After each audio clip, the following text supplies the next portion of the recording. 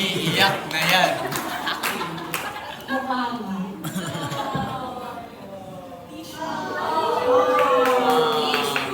Hindi pa January. Kasi di ko siya harap kasi nakakapag. Ayan.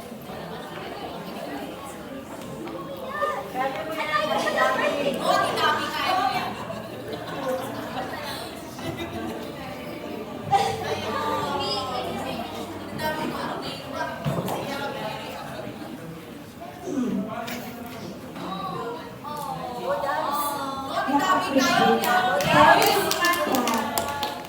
Nagulat ako.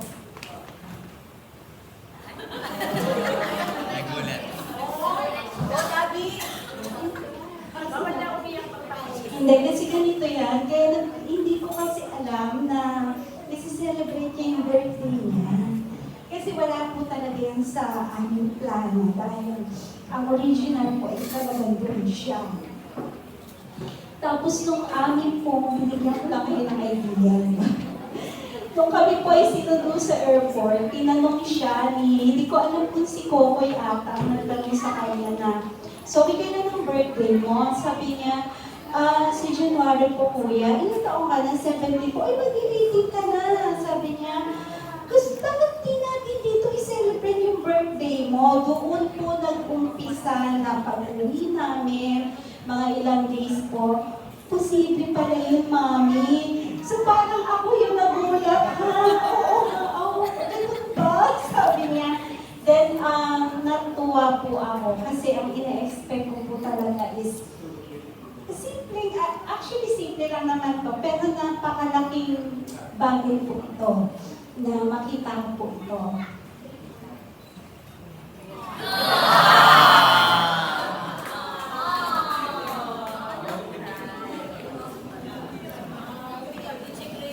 Ano ba? Your emotions are valid.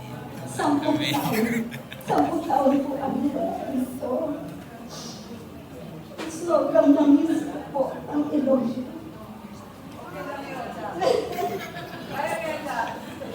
Sobra po. Hindi po ganito ang church sa ang dami po rin namin training ng batang ito. Kasi alam niyo po, ang personality ni Zoe ay palaban. Pagka nakikita niya na parang ako po ay nanghihina, yung sobrang dami na po ng bata na hinaharap ko, siya po yung tumatapik sa akin. Nandidiscern niya ako. Kaya pagka siya ay nagsasalita sa akin, talagang malalim yung dating sa akin noon. Naalala ko noon, there was a time during the National Prayer Gathering, pinaano po pastor ng isang speaker na i-offer ang mga anak sa Lord. Nung time na yan, sila po'y maliliit, akay-akay po po sila sa LPG. Tapos umiiyak po ako, ino-offer ko po silang dalawa sa Panginoon. At sabi ko kay Lord noon, Lord, itong batang ito, hindi ito akin. Ginamit mo lang ako para siya ay makalabas dito sa mundo. Kung ano ang tatahakin ng batang ito ay ikaw ang nakakaalam. Kaya ito na po siya, binibigay ko na po sa iyo. From that day, even kay Ken po.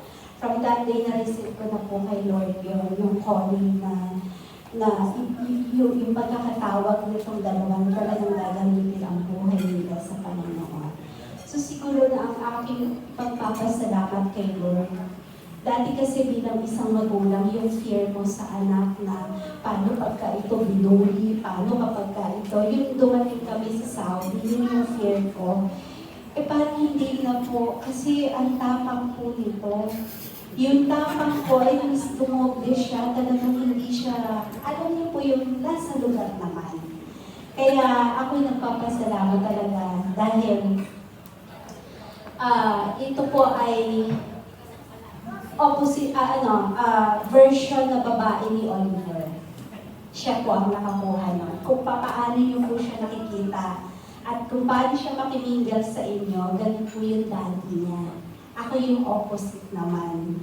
Kaya talagang napaka-bless ako, anak, na ikaw ay hindi ko na-expect na ang ganda ng presentation ng mga kabataan, ng mga leaders ng youth at ng suporta po ng mga pastor. Talagang, nung nakaupo ako doon, naiiyak ako, bakit may ganun pala talaga naririnig ko yung mga memories ng mga Bagitan, Lasarte, Narvaez, ang dami talaga. Siya po ay isang karangalan. Sabi ko nga sa kanya, anak, dito ka bininyag, dito ka dinedicate, dito ka nag 7 years old, dito ka din magde-debut, dito ka din ikakasal.